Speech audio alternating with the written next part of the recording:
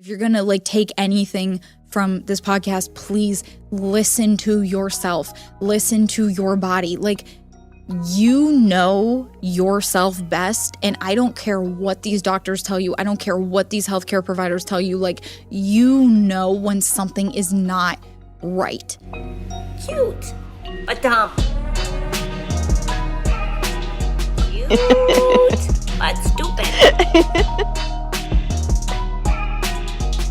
Hello, everybody, and welcome back to another episode of For the One Podcast. I'm your host, Nicole Morlino, and today we are going to be pivoting just a little bit and talking about something, as you've already probably seen from the title, that is not our typical discourse here on this podcast, but I have been officially diagnosed with endometriosis as of January of this year. And so I felt, for many reasons that I'm sure I will cover in today's episode, that it was not only something I wanted to talk about, but something that I needed to talk about. And so here's the small, disclaimer I'll give is there's going to be probably like TMI in this episode. I'm going to probably share some things that like it's just kind of more personal health information. The reason that I'm doing it is because if there is any women out there that could benefit or feel seen or feel validated in their suffering as well from what I have to say in this video, then I believe that is worth it. And so I'm going to share what the last almost decade of my health journey has been like. And here's what I'll say. If you're not super comfortable with that, I'm especially imagining if you're a guy that usually likes to watch my videos, thank you. I appreciate all the men in the audience that I have. But I understand if this is something that you're like, hey, I'm out on this, like this, I just don't need to know about this. That's totally fine. These videos just won't be for you. These episodes, I should say, just won't be for you. But what I would encourage is that if you are a male and you have a wife, a girlfriend, a sister, a mother, that has at all expressed, issues, with their reproductive health, then it might be worth sticking around for. And so the problem is that, unfortunately, we probably all at least know one person that may be dealing with endometriosis. And so I want this video again to serve as a help, as a hope, and just as a testimony to God's goodness and faithfulness, even during like a really long ongoing battle. And so, yeah, that's my caveat is, if you're down for that, I'm telling you all up front what we're getting into. Again, I'm probably going to be a little TMI. It is what it is. I'm willing to put myself out here publicly on whatever chopping block, or whatever, block of embarrassment, or things that people just typically wouldn't share publicly. I'm willing to do that because I think, and I pray and I hope that it's going to help somebody else. So with that being said, this is the podcast that I'm going to talk about living with endometriosis. And I don't know, as I'm sitting here recording this right now, if this is going to be a part one or a part one and a part two, or just one episode. I guess we'll find out, depending on how long I chat today. You'll see it in the title. So if it does say part one in the thumbnail as you're watching this, then please come back next week and watch part two as well. So yeah, with that, let's get into it. And Holy Spirit, I just pray that you're here with me and you're going to get this episode to whoever needs to hear it or whoever needs to see it. So I am going to be referencing the notes I have on my phone just to try to keep me on track and make sure that I don't forget anything. So let's go back to the beginning. So I got my monthly period like every other female. And I was about 12 years old, and it was normal. Nothing was wrong. Nothing was crazy. I remember other girls, as I was getting older, middle school, high school, would talk about like they were having cramping and things like that. And I never had that. And I was like, I'm like, wow, that sounds like that sucks. Like, I'm so glad I don't have that, like, cool. I just would get it. It would be fine. I wouldn't even like really feel it. Like, it didn't hurt. I didn't have any adverse side effects of being on my period, and I would just live my life. So that was fine and dandy for the first like 6 years. So 12 to about 18 was fine. So then I went off to college. I turned 18. I graduated high school, turned 18 in June. And then that August, I moved into my college dorm. I felt like I adjusted really well to college life. I feel like I have to sneeze. So if I'm making a weird face, if you're watching this, that's why I'm like, all of a sudden I had to sneeze. But sorry about that. Hopefully it passed. So I moved in at the end of August, and I felt like I adjusted really well. I felt like I was so ready to like go out into the world. I was so ready for college. I got super involved super quickly, like with a bunch of organizations, and I was just like busy, and I was taking like 16, 18 credit hours because I was trying to do a double major, things like that. So I just felt like I adjusted really well. I was having the time of my life. I was making friends. I was going to church, just everything was good. Like, yes, college in and of itself is like sometimes stressful, like classes and stuff. But even that, like I had taken college credit classes in high school and AP classes. So like even the freshman year courses at the university, like to me weren't overwhelming. I was a good student, and I adapted well. And there's a reason I'm laying all that out. So basically, come the second half of my freshman year, so now we're into 2017. And again, because this is almost a decade ago, I can't remember the exact timeline of everything, but I know that I just basically stopped having a period. And the first time I was like, okay. And then it happened again. And then it happened again. And then it was like month after month was ticking and rolling by, and I wasn't bleeding. So I just kind of was like, like that's weird. And I kind of remember saying something to my mom, like briefly, like just kind of like, oh, hey, by the way, like I haven't had a period for 3-4 months, or, whatever it was at the time. And we were both just kind of like, yeah, that's not like normal, but like, okay, like, sometimes that happens. Again, like life adjustment, because then at that point in the spring of 2017, early summer, we were moving in, me and my roommate at the time, Becca, were moving into our apartment. That wasn't a dorm. It was like an apartment. So that's where we would then be, ending up staying for the rest of our college lives, into this apartment. So it was kind of like the next step up from the dorm. And that was like officially like I moved out of my parents' house at that point, in that summer. And, again, I felt like I adjusted really well. I was like, fine. I knew how to do my own laundry, and I could like, keep myself fed, and, no part of that was like stressful to me. And so then I would maybe have a period like 2, maybe 3 times in that year.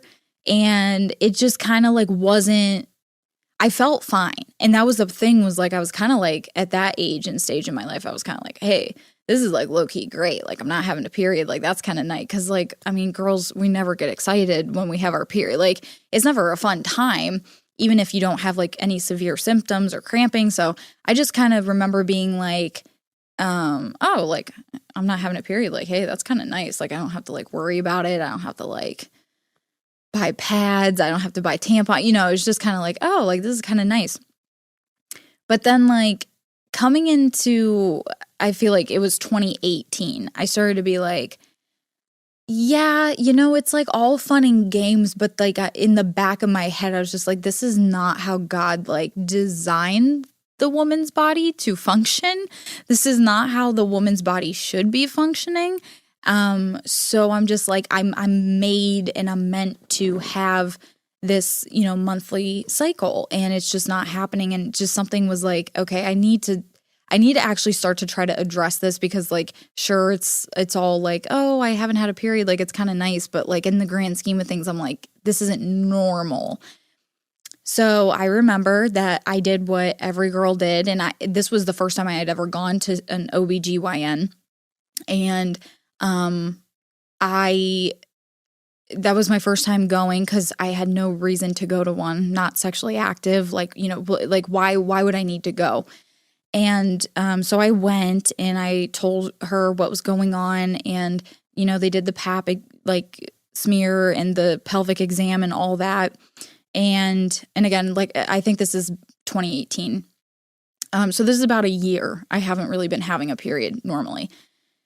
They run some tests, some like just basic blood work, basically, and checking, of course, my thyroid. Like, that's like the number one thing. And they should be checking that, because some people do have a thyroid issue that, makes their hormones imbalanced, and then that causes other problems. So they checked my thyroid. No issue with that. All of my blood work's coming back normal. Everything's coming back fine. My pap smear came back fine. Like, nothing. There's no indicators of anything. And I don't even remember. See, this is where the timeline for me gets really fuzzy. But I just remember between like 2018 and 2019, I probably saw a minimum of like 3 different gynecologists, because I just was like, I went to the one, they were like, okay, well, like, nothing's wrong. We don't know. And basically from the get-go, they said, we can put you on birth control. And I was just like, I don't really want to go on birth control. Like, and at this point too, I didn't even know as much as I know now. But I was like, I don't want to be on a prescription medication. Like, I'm like, I don't need to be on birth control. Like, nothing about it made sense to me. So I was like, no, like, I'm good.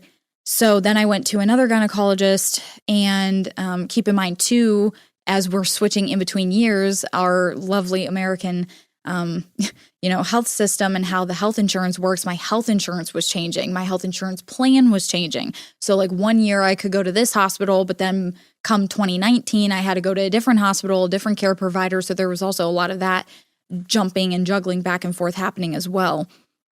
And so I went to another gynecologist for whatever reason, probably because of health insurance plans changing. And she, I remember, looked at me, same thing. They ran blood work and everything. Everything came back fine. She was like, as long as you get a period every quarter, like, so basically every 3 to 4 months, as long as you have a period, like, that's okay. Like, that's good enough. And I'm like, but again, there's like this little voice in my head that's just like, okay, but that's not normal though. Like, I hear what you're saying, but like, and again, it's like, I feel fine. I'm like, I'm not fatigued. I'm not getting headaches. Like, again, there's no adverse effects that I'm having at this time of not having normal periods, but just something in me was like, yes, but this isn't right. Yes, but this isn't normal. And again, if you're going to like take anything from this podcast, please listen to yourself, listen to your body. Like, you know yourself best. And I don't care what these doctors tell you. I don't care what these healthcare providers tell you. Like, you know when something is not right. And I just want to advocate for you and to you to just really, it doesn't matter how many people you have to go see. We'll get into all that. It doesn't matter how many tests you have to do. It's just like, listen to yourself. And if it's not right, don't like back down from that. Like, if you don't feel right, if something they're telling you just seems off, do not back down from that. So I'll get off my soapbox now. So anyway, she goes, as long as you have one once a quarter, you're fine. And I remember I told my mom, she said that. My mom's like, I've never heard that, like, in my, years of life on this planet. Like, what the heck? So we both were like, that's weird. That doesn't really make sense to us. Again, she was like, you can go on birth control. I'm like, I really don't want to do that. At some point during this time too, I remember that they did some sort of scan I think they sent me for, it was like an MRI or something for my pituitary gland because, so there's your thyroid that has hormonal function. And again, I'm not a medical professional. I only know what I know from my own experience and from researching certain things that I've needed to research. And again, it has not been hyper extensively. Okay. So I'm not claiming to be a healthcare provider. I'm not claiming to have like health, like doctoral information on this podcast, but I can only speak from my experience and I can only advocate to you what my experience has been. Okay. So all that to say, they ended up, then the pituitary gland is, also important for hormone function and the hormones that excrete from the pituitary gland can greatly affect some people's periods. So I remember they did some sort of MRI, I believe it was. I don't think it was a CT. It could have been a CT, but I think it was an MRI of my pituitary gland, basically just to make sure like that there wasn't like a growth, like a tumor on it, just to make sure that like everything looked okay. And it did. That came back clean as well. So, okay, we've ruled out my thyroid being an issue. We've ruled out my pituitary gland being a problem. Okay, where does that leave us? And they're like, you can go on birth control.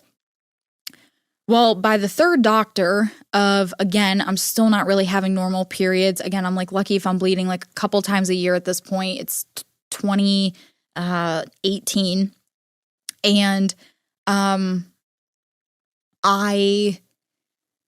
and again, I'm not trying to like say things that are contradicting themselves because I think I just said that I went to someone in 2019, but I'm realizing all of this had to have happened in 2018. So again, bear with me. This has been a lot in 10 years and I haven't exactly kept like a log detailing all of this, but maybe I should have. But it was 2018. I went to, like I said, like 2 or 3 gynecologists at this point. They tested these things. Nothing's coming back wrong. So I then go on birth control. I say, screw it. I will never forget. It was the summer of 2018.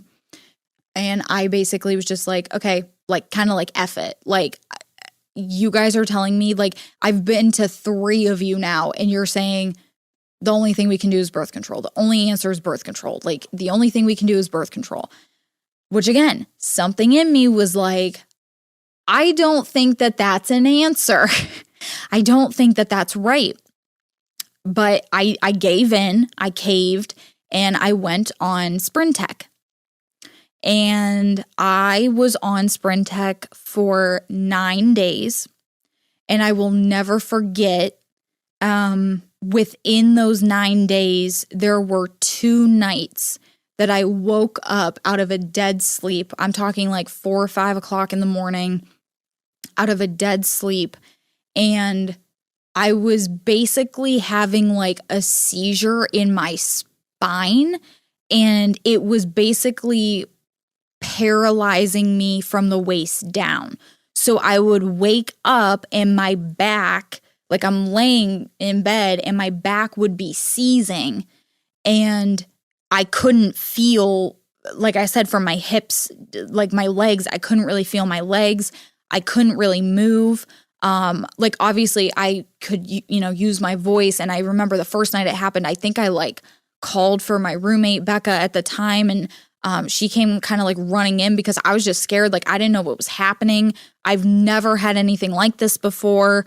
And again, the only thing that had changed was I started taking this freaking birth control pill. And so, I was just like, that's weird. But again, I was like, okay, one time that was weird. It happened again within this 9-day period of me taking the pill. And I was just like, I just remember looking at her like, I was like, this has to be the pill. I remember calling my mom, and I'm just like, I don't like this. It has to be the birth control pill. I have no other explanation for this. It was the weirdest thing. It was so scary to be like temporarily paralyzed from the waist down. And when you open a birth control pill and you look at the pamphlet that they put in there with all of the side effects, I will never forget. And this is not an exaggeration. When I opened the pill to take it for the first time and I opened the pamphlet, the pamphlet was as big as I was. Like if I held it up like that, it was as long as my body with, I'm saying when you undid all of like the leaflets of it, it was as long as my body, the side effects of this pill. That was really the point for me where everything started to switch in my brain. Everything that I thought about the medical system and how I thought about doctors and just healthcare practitioners in general, how I thought about how we are treating women and women's health in America, like everything for me in that moment, like that was where it started. And so in case you don't already know this, this is an anti-birth control podcast. This is an anti-birth control person sitting and speaking in front of you. I hate birth control. I personally, and I don't care if you think this is extreme, I think it should be banned. I think it should not be on our shelves. We should not be offering it to our young adolescent teenage girls just because they have a heavy period or they have cramps or whatever they come in with because they have bad acne. For any reason that a young girl goes into a gynecologist office, I swear the only thing that gynecologists are actually good for is prescribing birth control and delivering babies. And if you're a gynecologist and you find that offensive, I'm sorry, but like this has literally just been like my experience, and so many women that I know this has been similar to their experience as well. It's like all they know how to do is prescribe birth control, or if you're pregnant, yay, we'll deliver your baby.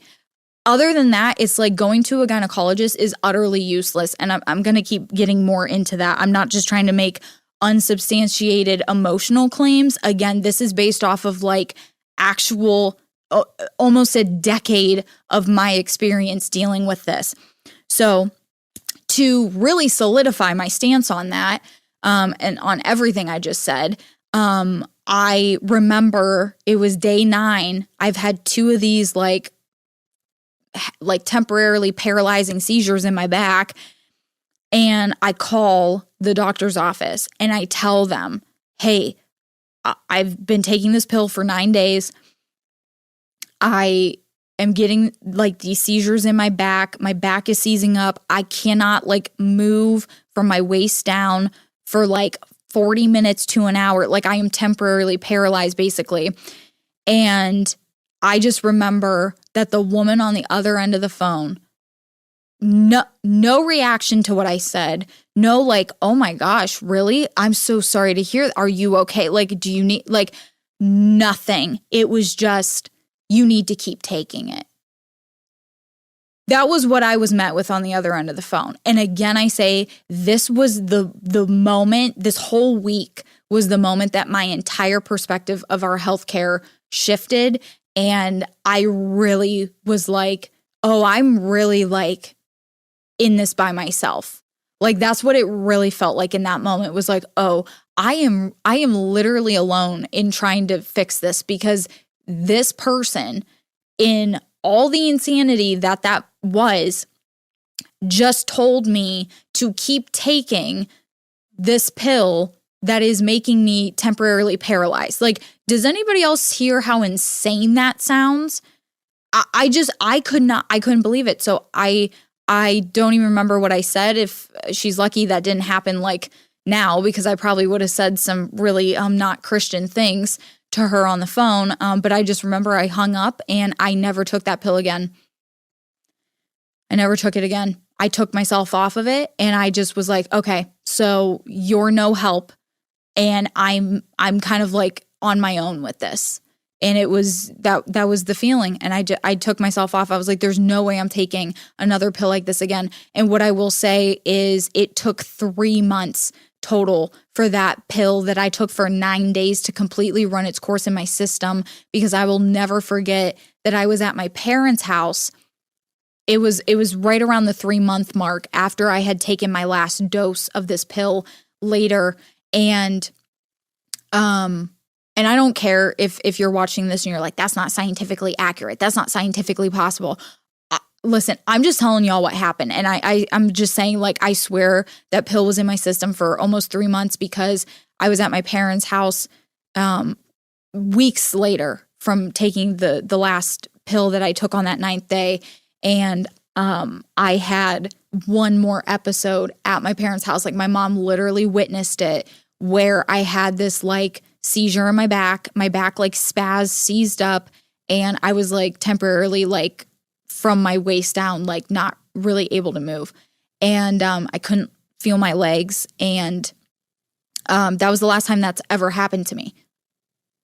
Was like August of 2018. That was the last time that ever happened to me. And the only thing that changed was that Sprintec pill. So, 2 + 2 = 4. I don't need a medical degree to get to that conclusion. I also just don't appreciate how doctors like talk to you like you're stupid, or doctors talk to you like, which I'll get into this story too, of just like, well, do you have a medical degree? Do you? And it's like, no, but I have common sense. It's like, y'all, I'm scared for doctors moving forward. They're like chat GPT and things. They're like Googling things. I've been in doctor's appointments, not even just gynecology appointments, but I've been in doctor's appointments. They're like Googling stuff in the appointment. I'm like, my doctor is Googling a medication right now. And it's like, I understand there's a lot and you can't possibly memorize or know everything. But I'm like, at least like say you got to step out of the room to grab some paperwork and do it then. Like they're just so like blasé. Like they'll just do it right in front of you. Like, oh, let me just chat GPT this. Let me just go. And I'm like, I don't know about y'all. I don't know how y'all feel about that. But I'm just kind of like, what did y'all go to medical school for? Like, I can Google a medication. I can chat GPT side effect, you know what I mean? It's like, what am I paying you for? Sorry, I'll digress. I have, as you can tell, I really am not friendly with the medical field as a whole. Okay, so this is where we get into, so I don't even remember. I just felt defeated. So again, I think I went almost like another year. It was definitely well into 2019, if not hinging into 2020. I just was like not really having a period. I just was like, it is what it is. I don't know what to do because everyone's telling me the only solution is birth control. I remember, I think I had one more gynecology appointment, and it was the first time in this journey that healthcare provider, God bless them, I will give them credit for this, even mentioned to me, well, have you seen an endocrinologist? Would you like to see an endocrinologist? I had no idea what an endocrinologist was. I had no idea that, yes, people usually think of them for like diabetes, but they also deal with hormones. And so I was like, yes, like, because I just knew that I just was not going to get what I needed from a standard OBGYN. I was like, I need somebody that specializes in something more than that. So, like I said, it was like 2019, 2020, I finally went to my first endocrinologist. And this was the first time, again, that she looked at me and was like, okay, the only answer isn't birth control. And see, this is where I was like, I knew it. See, I'm like, I knew that could not be the only answer. And this is where I'm telling you, like, stand up for yourself and don't just like let them like bully you. And it is bullying sometimes how some of these healthcare providers approach it. And I just want to say, I know there's good doctors out there. I know there's good healthcare providers out there. And I understand what I'm saying is not saying every single one of them, but the mass majority in my experience of the OBGYNs, they almost bully you into taking the birth control pill. Now, keep in mind, every time doctors prescribe you medication, they get kickback from the pharmaceutical company. So just keep that little tidbit in your brain too, when they're pushing pills on you. So anyway, this was the first time that she was like, hey, birth control's not your only option. I was like, oh my gosh, this is like, I felt like I had hope again, right? Like this whole journey you're going to see of these 9 years, there's like this up and down where it's like, I have no hope. This is it. I'm at the end of my rope. Like, there's no one else I can go to seek help, to seek care. And then there's like a little spike of hope. Like, oh, wait, there's this person. Okay, you're going to see that, unfortunately, a lot. So I saw her. She put me on, and I remember for sure this was the summer of 2020, she put me on metformin. And because, again, she like reran my labs, all my blood work, my hormones are coming back normal. The only thing that ever came back, I mean, ever so slightly elevated, and I mean ever so slightly, was my prolactin level. And prolactin is the hormone that, is very prevalent and needed for breastfeeding. My prolactin, for some reason, was just slightly elevated. That was the only thing that ever came back on blood work as a red flag. And it wasn't even a red flag. So she puts me, and there's a reason, I'll get to that in a minute, I'm telling you that, but so she puts me on metformin. Metformin is typically known as a diabetic medication because it is for insulin resistance. And the thing with, at this point, sorry, the part that I skipped is in my process with OBGYNs who put me on that birth control pill back in 2018, 2019, 2018 specifically, they had diagnosed me at that time with PCOS. So that is polycystic ovarian syndrome. They had done a vaginal ultrasound.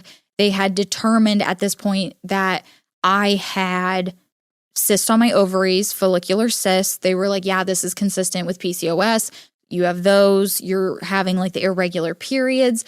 But those were really the only symptoms I was having. Most women with PCOS, like actual PCOS,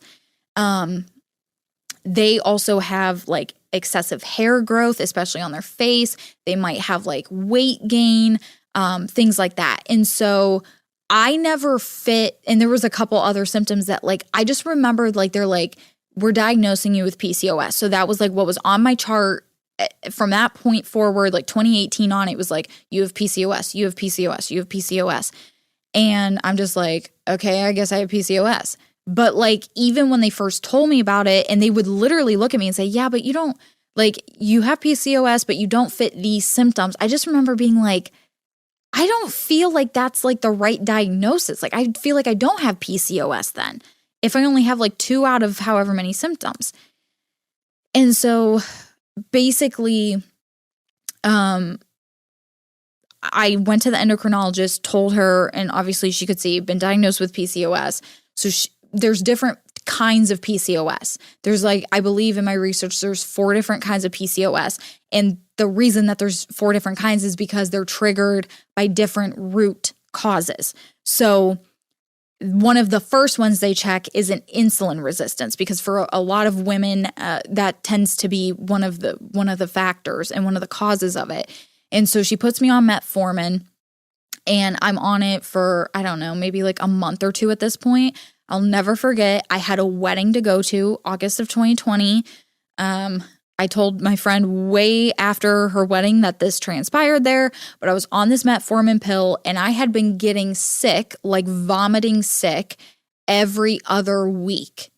And I didn't notice the pattern until after this happened, where I was at her wedding, and you can probably guess where I'm going with this story.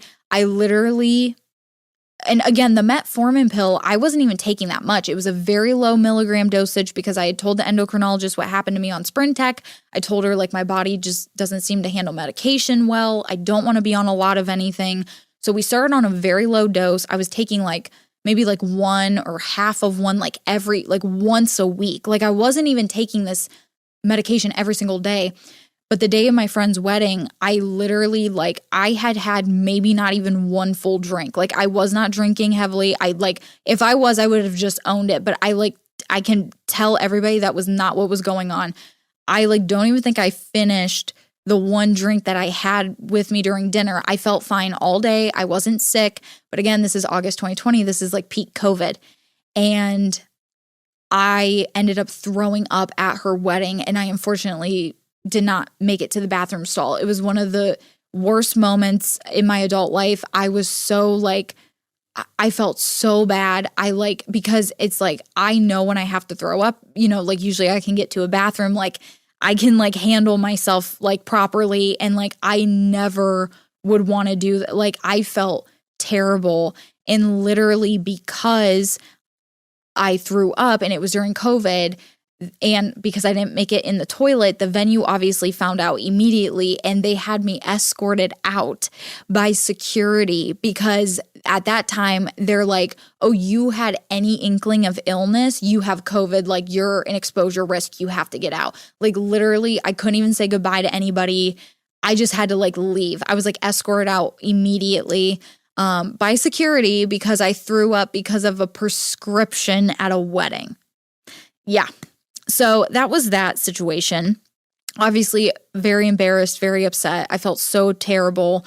And I'm sure everyone at the venue probably thought I was just like drunk and I'm like, I'm not like, and it wasn't until after this event of that wedding happening that I like realized like, oh, wait, I'm like noticing a pattern of like, wait, I threw up the other week and then I threw like, cause again, I wasn't like writing this down. And again, I probably should have been, but I then realized like, oh my gosh, it's this metformin pill. So I got in touch with my doctor immediately.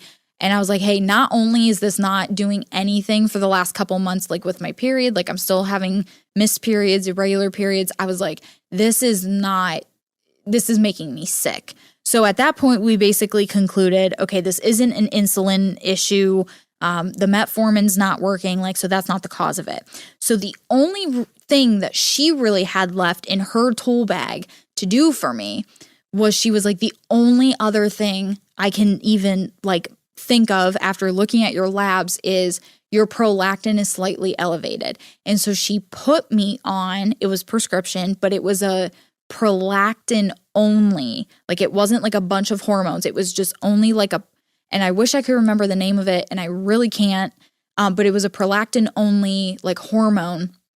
And she's like, I'm going to put you, and again, it was like the most minimalist dose. I was taking like 0.5 milligrams once a week or every other week or something like that. It was very, very low. And she started me on that after this whole metformin thing happened. So this was probably fall of 2020 into 2021.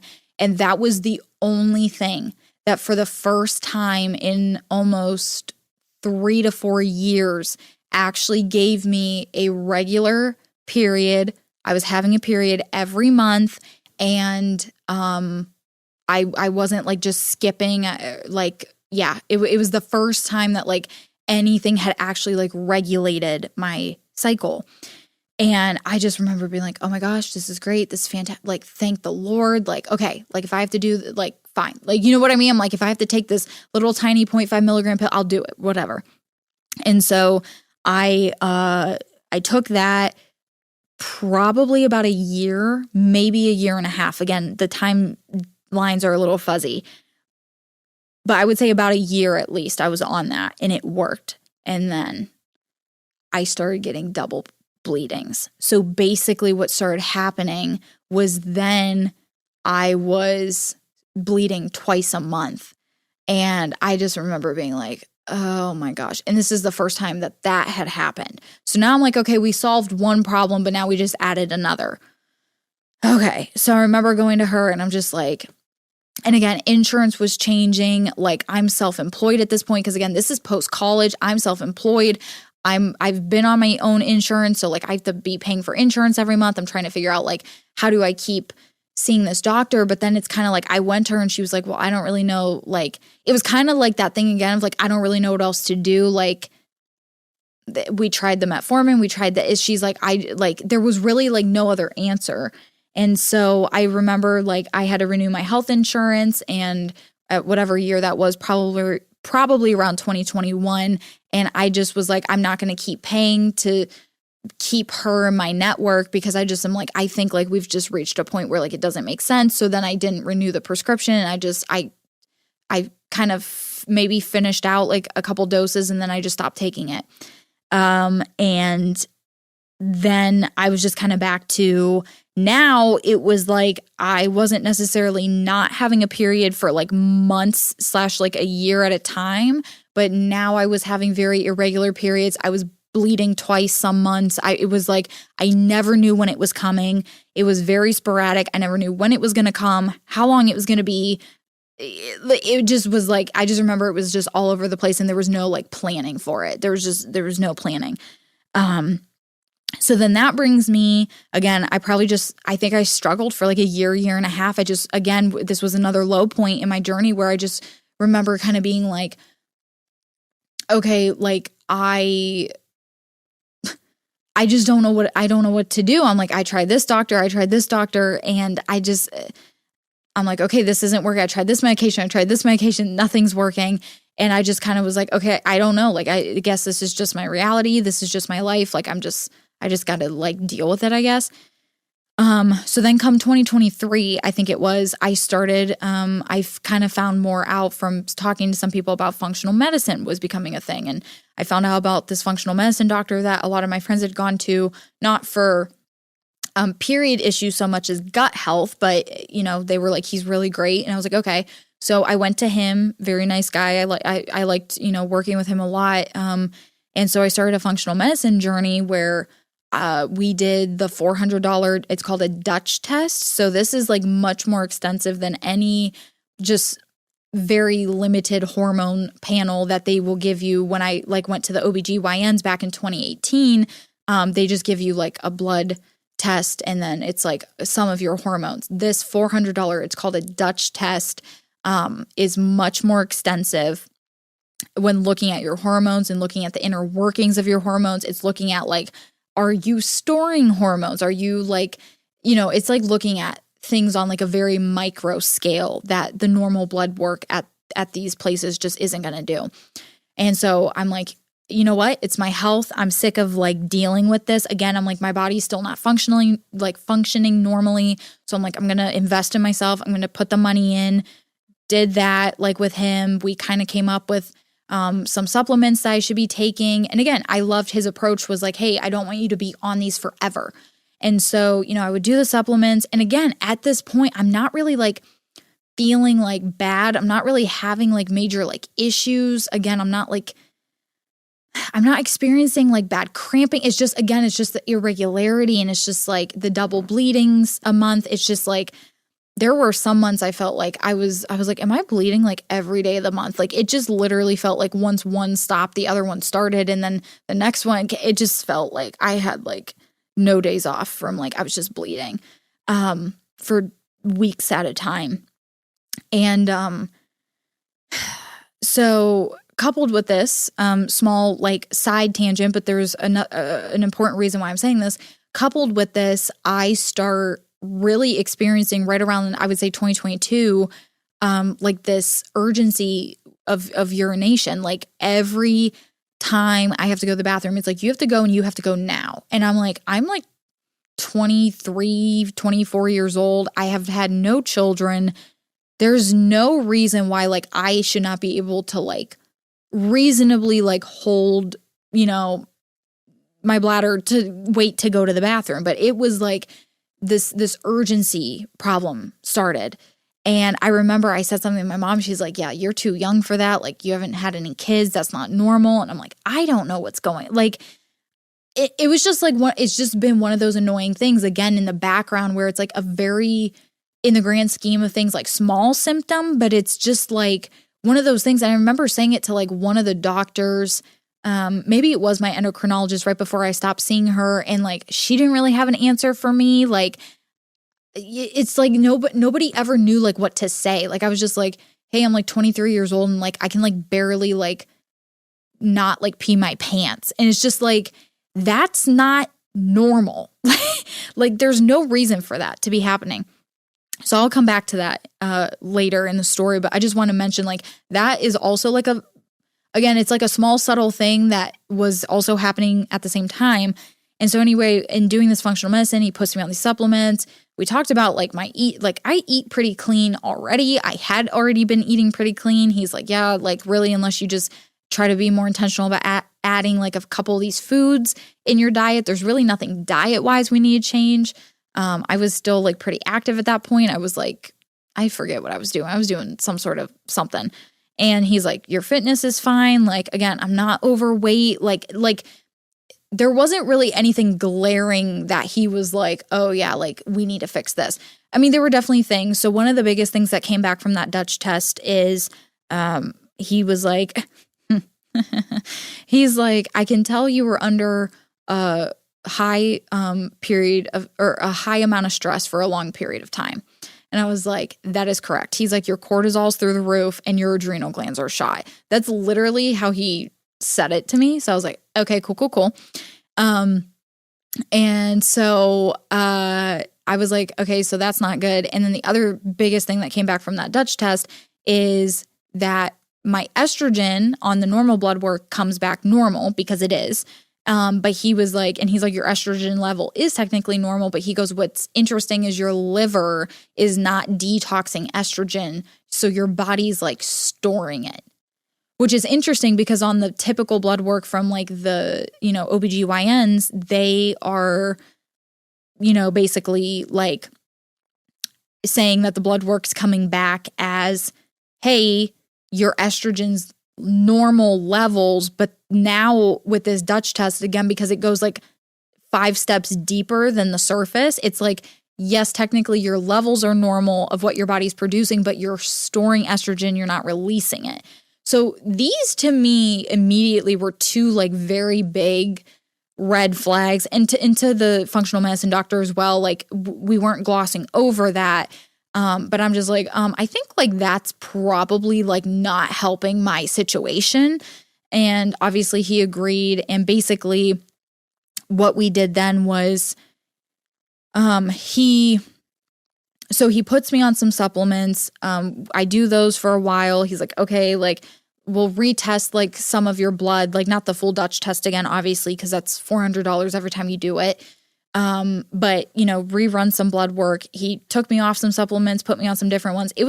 I was on a journey with him for probably almost like, I would say like 2-ish years, back and forth with him, different supplements and things. He was trying to have me on like a liver detox. It was making my skin break out. It just, especially on my legs, it was really weird. Like I was, it was like these like rashes, but they weren't like itchy, but it was like my skin was breaking out and these liver detoxes. So like we had to change something with that. It was just like, but nothing with my period situation was really getting better. And actually it started getting worse. So, I would say shortly after I started this functional medicine journey, and yes, we were trying to address like the root causes, again, like the liver, the cortisol being high, my adrenal glands not filtering properly, things like that. We were trying to address those things primarily, because again, we both felt like they were leading to my issues with the periods. And, I told him I had been diagnosed with PCOS. Obviously, I had the follicular ovarian cyst and all of that. But in all reality, it was like months passed and like I was getting worse.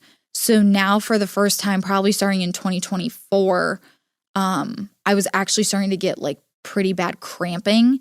My period was getting just more, again, still bleeding almost every month, like twice a month. And the cramping started. There was a point where I almost passed out. I was on my period. I believe that was in 2024. I was home by myself. And I remember like I almost blacked out. And I've never come that close to passing out in my life. Like it was close. And so that was really scary because it was just like, okay, what the heck is that about? There was another point in that time where they started getting worse and my cramping started getting worse that I threw up at work and I had to go home that day. So again, this is somewhere between like 2023 and 2025. And so I kind of stopped. I just didn't have the money to keep going. And I just kind of felt like we weren't, again, nothing was really getting resolved in terms of like my periods. They're actually kind of getting worse. So I kind of stopped like seeing the functional medicine doctor beginning of 2025. And again, we've just hit another low point. So again, I like go to the functional medicine doctor. I think like there's hope. I think like, hey, like this is going to help me. This is going to fix something. And then it doesn't. And then I'm disappointed again. And now I'm just kind of back to square one of like, okay, I'm like running so low on options. And I just am like, and again, it's like, it's getting worse. And this kind of brings me, I'm going to try not to cry as I'm getting through this, but this kind of brings me into the last year and how pivotal this last year of dealing with this ailment has been spiritually, mentally, and obviously physically. And so I want to talk about what happened June of last year. So June 16th of 2025, we had a worship night at the apartment for our Bible study group. And I remember I was on the floor in between the couch and the coffee table. And I just remember I'm on my knees. I'm like on my face. And I remember like cry, like not verbally, but like in my spirit internally crying out to the Lord. And at this point I had seen the chosen episode of this story that I'm about to read to you guys from Scripture Recreated. And I just remember like crying out to him, feeling like I was the woman with the issue of blood that had been bleeding for 12 years. And I'm going to read the scripture here in a second, but it says she went to every physician. She tried everything that they did. She spent all the money she had, and not only did she not get better, but her symptoms and her ailment got worse. And I just remember like being on the floor and just being like, God, I am so tired of this. I'm like, it's getting worse. I've tried like everything. Like I am at the end of my rope with this. I was like, I need to be that woman. I need you to heal me. I need to touch the fringe of your garment. And I'm like, I want to be healed. Like I need healing from this. And I just felt like this, like, and again, like keep in mind, like I'm in this like moment in the spirit that was so intimate. And I was like, literally, I just like felt like I was like her. Like I'm like on the ground looking up at Jesus, just like trying to like reach for like one of his tassels on his garment and just like receive this healing. And he just looks down at me, and I just felt like he was like, you will be healed. I told nobody for like at least a couple weeks. And I think at that point I told like one person. I might have told Aaron. It was either like Aaron or Faith or Allie P. One of the three. You guys know who you are. But I remember like I didn't want to say anything to anyone because I was so scared. I was so scared to actually like believe that.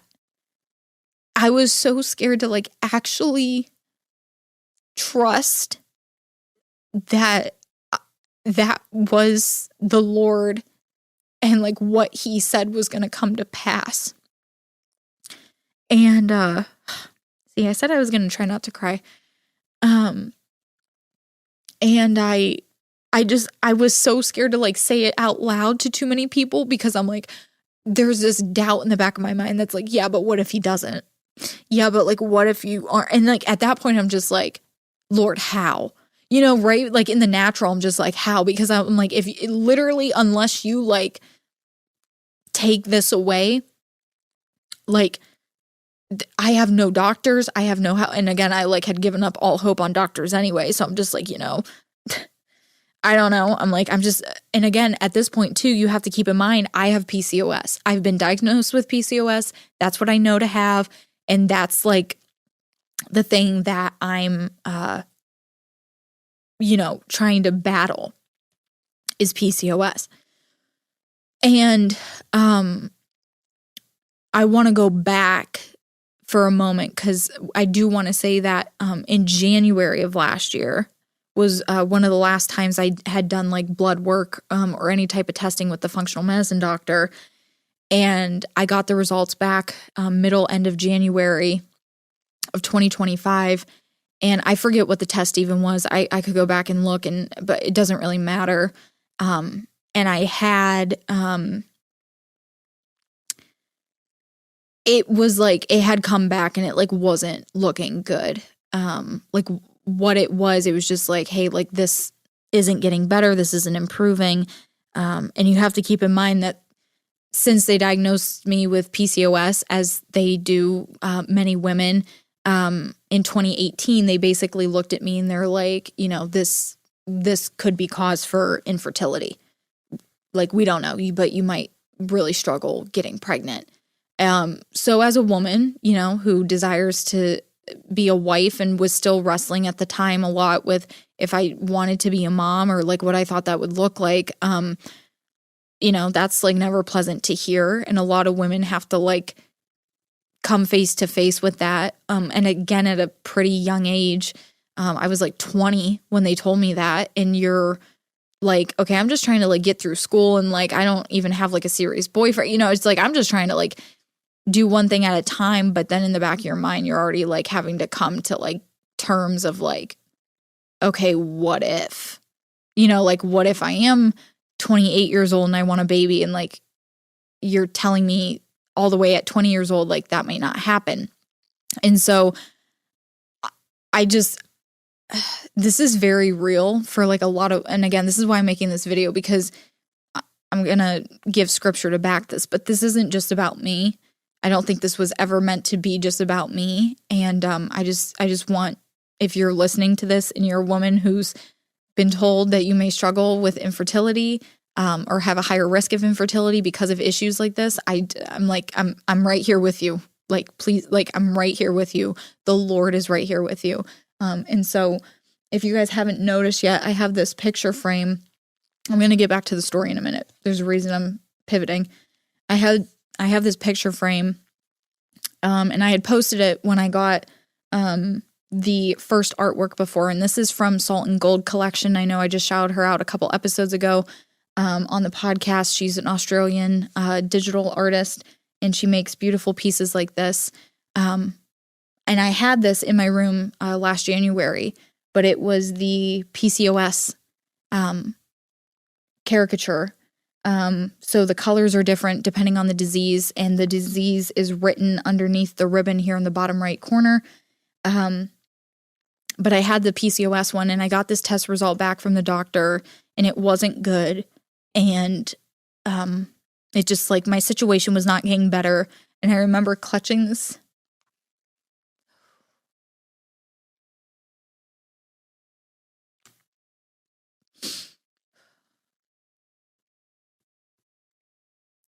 I'm going to get it together.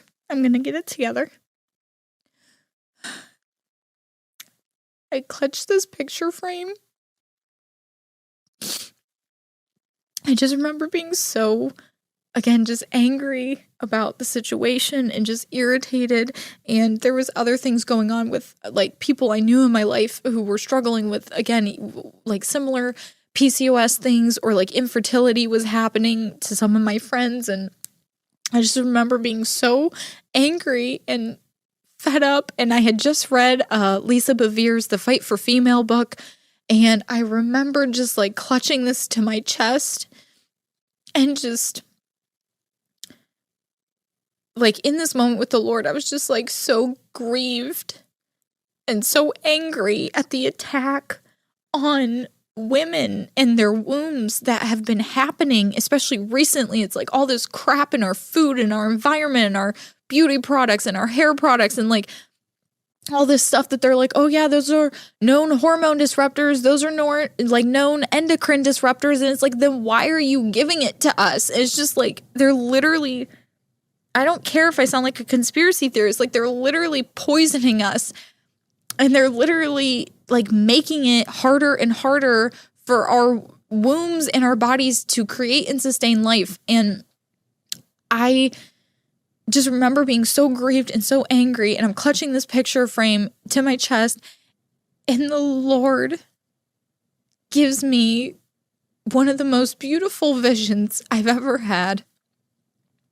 And it was and I'm sharing this with you because I already know that this was prophetic. And the reason that I know that this was prophetic was because this was January of 2025. And one of my friends that I was crying over and upset about, I'm about to go to her baby shower in a week because she got pregnant in the fall of 2025. I'm about to go to her baby shower. So I'm like, y'all can't tell me nothing about my Lord and my Creator who opens and closes the wombs. Like, y'all cannot tell me anything. But I just got this sense in this vision that, like, he's fed up too. Like, he's like, okay, like, I've allowed Satan to run amok long enough, and, like, his time's up. Like, the clock's up, and he's done. And in this vision, there was just a bunch of women. I can't see faces, but it's just, I can tell they're just female bodies all in a line. And they just have, like, the thickest chains right around, like, where, your womb sits, like, right around their waist. And they have these big, thick padlocks around them. And it's just woman after woman after woman in this straight line. And I just see, like, a hand with this key, and the hand just puts the key in the padlock and turns it, and the whole chain, the padlock, everything just falls. And there's, like, the hand, and I know whose hand it is the Lord's hand, is just going down the line of women, one after one after one, and just opening the wombs. And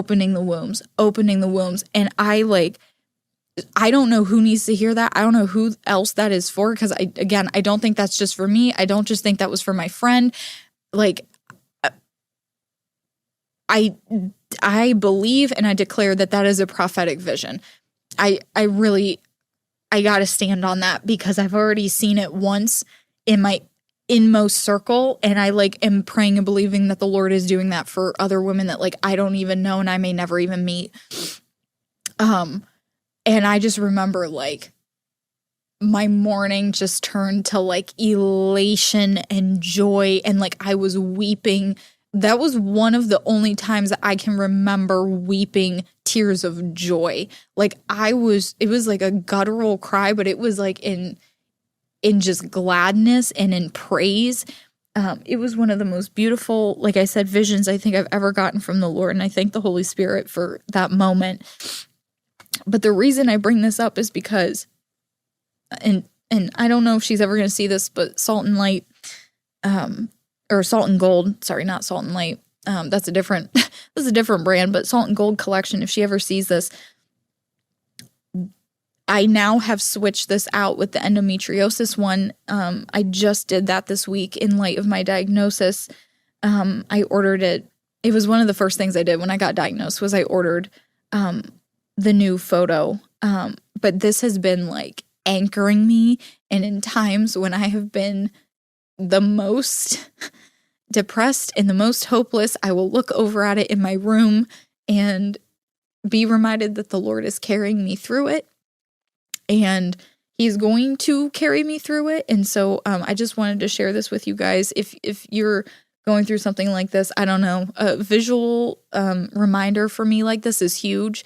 And I've really needed it these last, again, I don't even know how many years. And if you want to order one, I highly recommend going to her site and getting one for yourself. And yeah, it doesn't come with the frame. I just put it in a cheap Amazon frame, but it's really just been, a powerful reminder to me. And so that caveat, and side story of January happened. We come to June, the worship night. I have this moment where I feel like the woman with the issue of blood. I feel like he's telling me he's going to heal me.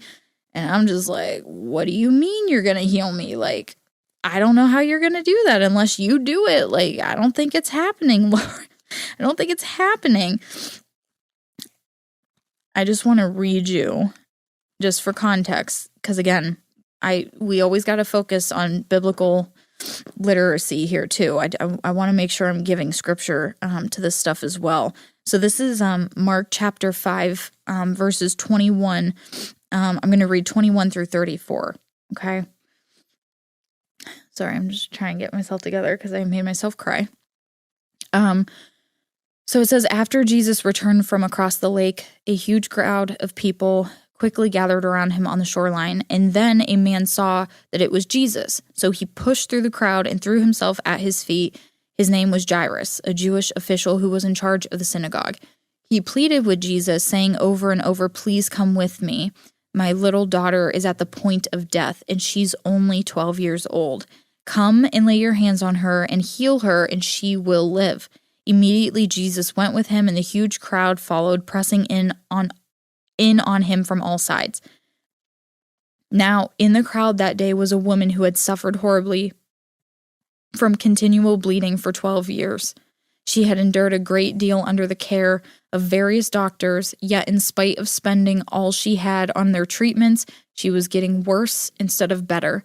When she heard about Jesus' healing power, she pushed through the crowd and came up from behind him and touched his prayer shawl, or his prayer tassels, the outer garment. For she kept saying to herself, "If I could just even touch his clothes, I know I will be healed." As soon as her hand touched him, her bleeding immediately stopped. She knew it, for she could feel her body instantly being healed of her disease. Jesus knew at once that someone had touched him, for he felt the power that has always surged around him had passed through him for someone to be healed. He turned and spoke to the crowd, saying, "Who touched my clothes?" His disciples answered, "What do you mean, who touched you? Look at this huge crowd, they're all pressing up against you." But Jesus' eyes swept across the crowd, looking for the one who had touched him for healing. When the woman who had experienced the miracle realized what had happened to her, she came before him, trembling with fear, and threw herself down at his feet, saying, "I was the one who touched you." And she told him her story of what had just happened. Then Jesus said to her, "Daughter, because you dared to believe, your faith has healed you. Go with peace in your heart and be free from your suffering."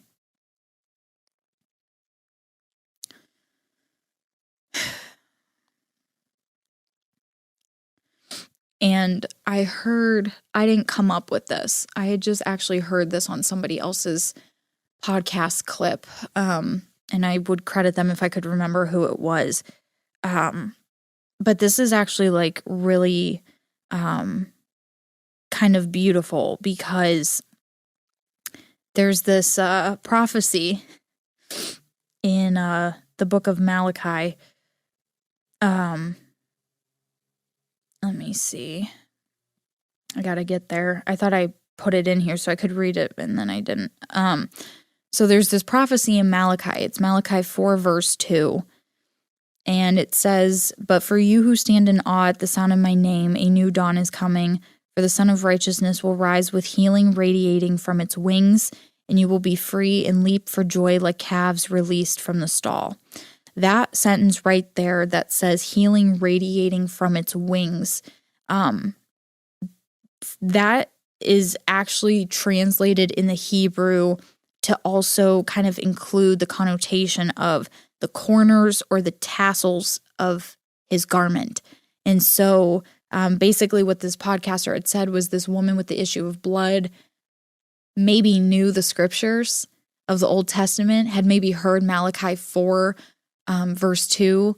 And I love how The Chosen portrays it, because she'll say to herself, and we don't have that exact context here, but she'll say to herself, like, if only I can touch the fringe of his garment, the fringe of his garment, the fringe, like, if I can just like touch it, like, I know I'm going to be healed. That was like the level of her faith.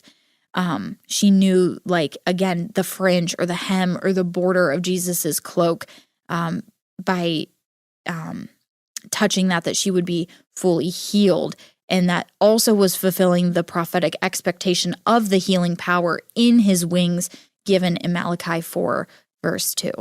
So I just wanted to give that little nerdy Bible tidbit, because I think I had heard about that prior, but then I just heard it better explained, and I was like, oh wow, like that's really cool. And to think that this woman, again, because we have to keep in mind, like, she would have been unclean because of her bleeding. And if she had touched anybody, including Jesus, she could have made him unclean.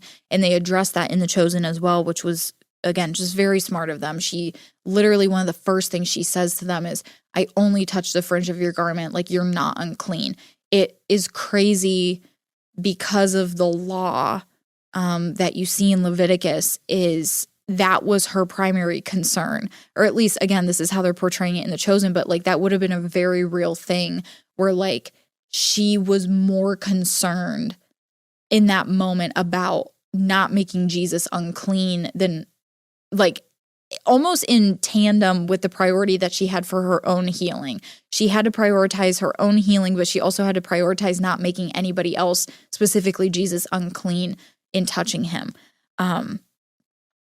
Which is just like, again, just a thank you God moment that we don't live under the old law anymore, where we would be considered unclean because of an ailment like that. But that was the moment in worship. That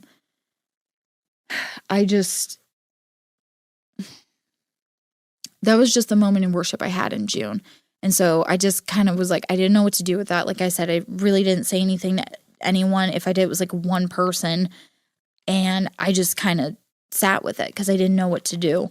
And now, interestingly, and I promise we're coming to somewhat of a conclusion of this whole almost decade-long journey. It was July 1st, which was the first period that I had gotten after this worship night.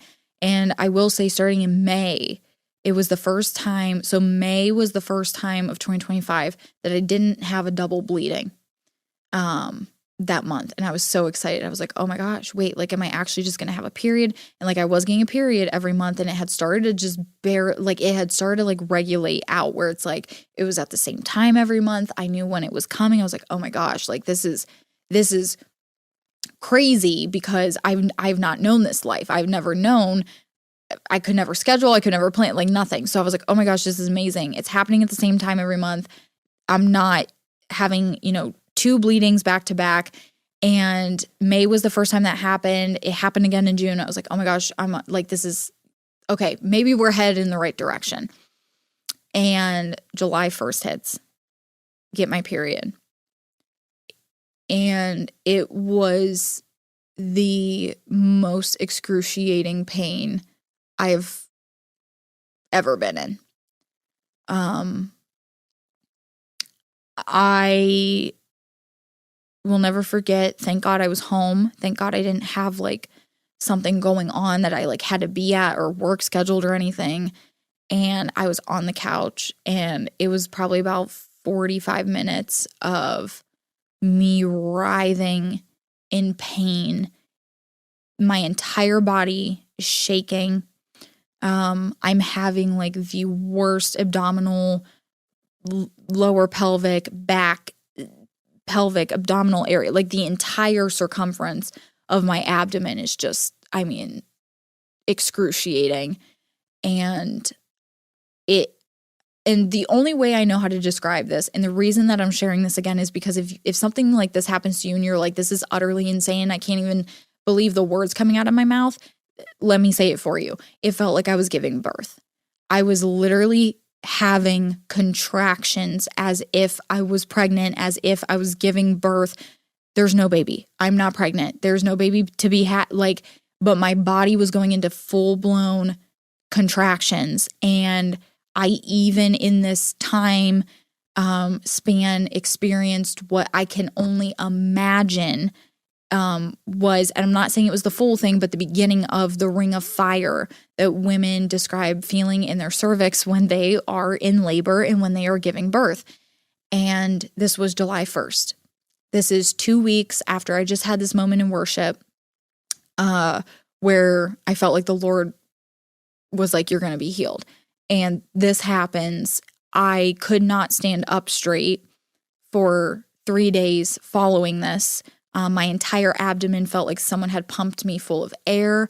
It didn't necessarily look that way. Like, I'm not saying it looked that way, but that's how it felt. It was excruciating to go to the bathroom. It was excruciating to sit down, to stand up, to get up, to walk. I was literally walking hunched over, because if I fully stood up normal and like my abdominal wall was like straight up and down, it was excruciating. So I had to walk like hunched over.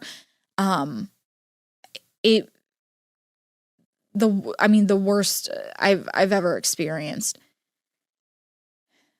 And I just remember being like, okay, because what I will say is I did do a 3-day fast. Like, I think it was ending on the 2nd. No. Oh, it started on the 1st. So that's what it was. So I hadn't even fasted like hardly at all. And I wasn't even doing like a full no food fast. I think I was just trying to do like 12-hour or 24-hour. I was still eating like throughout. Just not eating like I normally typically would without being on a fast. Because in that worship time as well, I felt like the Lord told me to fast. So I was like, oh, this was because I was fasting, like, so I was like, okay, I cannot fast again, especially like not on my period, like not a good idea. So, I talked to a couple of my friends and we all chalked it up to like, it was because I was fasting. Even though like that's extreme for the first day of fasting. But it was like, okay, I can't do that. My body can't handle it. PCOS can't, it's like, oh, can't do that. So August comes. I'm having painful cramping. Again, the cramps have just been getting more and more intense, more and more like debilitating. I really don't have energy. I don't really want to, I would really like to just be in bed with a heating pad because like that's the only like slight relief I get. And it's not really even that much relief. But nothing like what happened in July. So I'm like, okay. So it must have been the fasting, right? Like August comes, same, like it doesn't happen again. So I'm like, okay, must have been the fasting.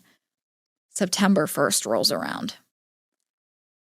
I'm on my period, and that was by far the worst day. September 1st, and this was the day we were supposed to have a group hangout for Bible study. I was supposed to go to one of my friend's dad's house. They have like a nice in-ground pool.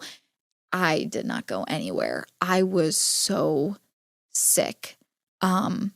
The labor contraction happened again.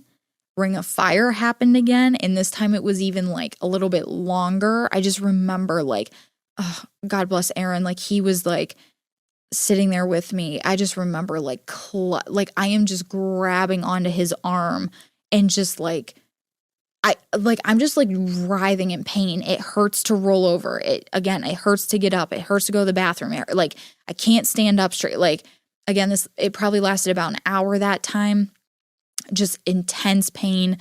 It was so bad that it made me so nauseous that I threw up. Then I got a migraine because I had no food in me. I wasn't fasting at this time. I had been eating normal. So I'm like, okay, I don't think that was just because of me fasting for not even a full day. The first time that this happened, I was like, oh, okay, I'm noticing a pattern. This happened July 1st. Now it's happening September 1st. Okay, duly noted. And got a migraine because I had thrown up. It was just like, I was so sick. I threw up again because of the migraine. So I threw up twice that day, writhing in labor pain. Again, not pregnant, not having a baby, but having labor intensity contractions. Again, what I can only assume is what labor contractions feel like because I wouldn't know. I've never been in that situation. Had to cancel plans, didn't go, just was in bed all day, did not feel well. And I was just like, okay, there's something like, this is like bad. And I'm like, this is like literally, again, thank God I was home and I didn't have anything that I had to be at because I was like, I just remember sitting there like, if this happens in public, I literally don't know what I'm going to do because there's no like being quiet. Like I am like grunting. I am like, because like, again, just imagine a woman in labor. Like that was basically like, I'm like kind of like not like screaming, but I'm like grunting. I'm like kind of like being vocal because it's like, it's the only way I can release any of this painfulness out of my body. And yeah, I just remember being like, okay, this is like to the point of like, this is actually truly debilitating. This goes beyond even like the bad cramps that I've been having that have been like kind of bad and debilitating enough. And I'm trying to remember if it was at this point, there was another time within this period that I almost passed out again.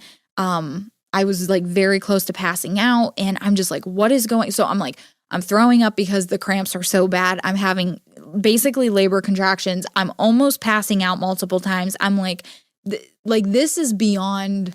This is beyond. the urination thing. I was on a job out of town in the like middle to end of August.